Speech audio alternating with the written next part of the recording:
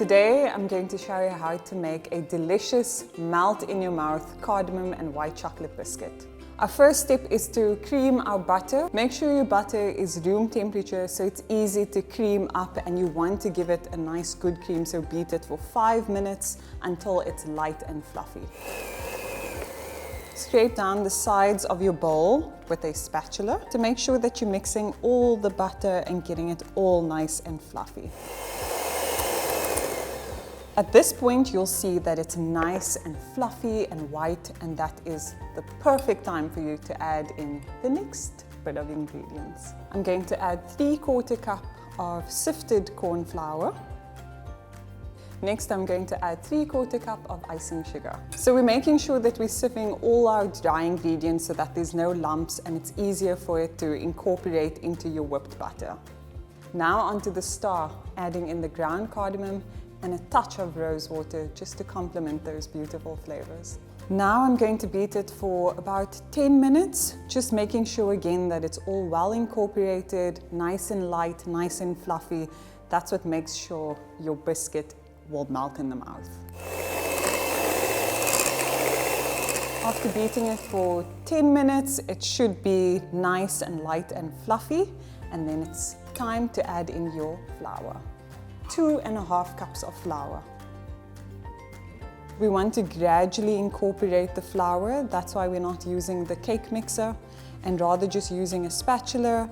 I want to keep this as light as possible, making sure that it melts in your mouth. So I'm going to use my hand to do the final step of incorporating the flour into the mixture. And now it's time to cover it and pop it into the fridge. Now that the dough is rested for 30 minutes in the fridge, I'm going to just put it onto a surface with baking paper. The reason for this is to make sure that we're not adding more flour and drying out the dough. This again will make sure that it's a melt in your mouth consistency.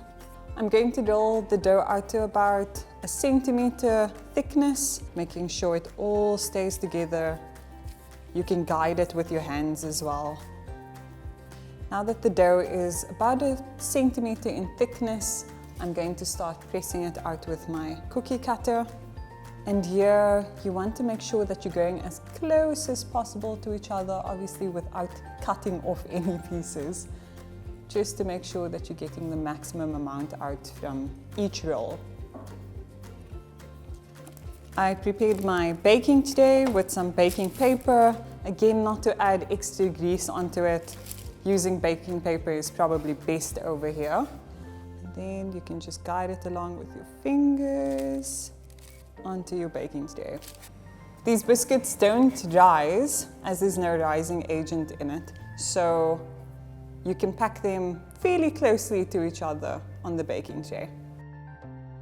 My biscuits have baked until lightly golden. I've allowed them to cool for 2 to 3 minutes in the baking tray, and now it's time to transfer onto the wide cooling rack to cool completely. Now that the biscuits are cooled off, it's time to decorate using melted white chocolate, and to add that cardamom flavor again, you can add about 1/2 teaspoon of ground cardamom to your white chocolate. A simple way to decorate your cookies in your melted white chocolate is to simply dip them. It's time to finally top with some coconut and a dash of ground cardamom.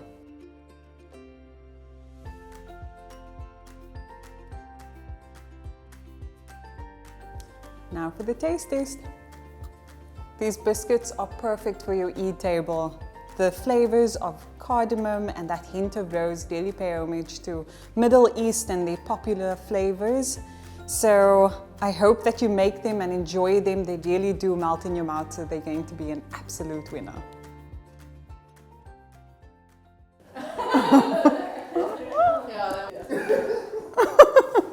The surface. Sorry, it died.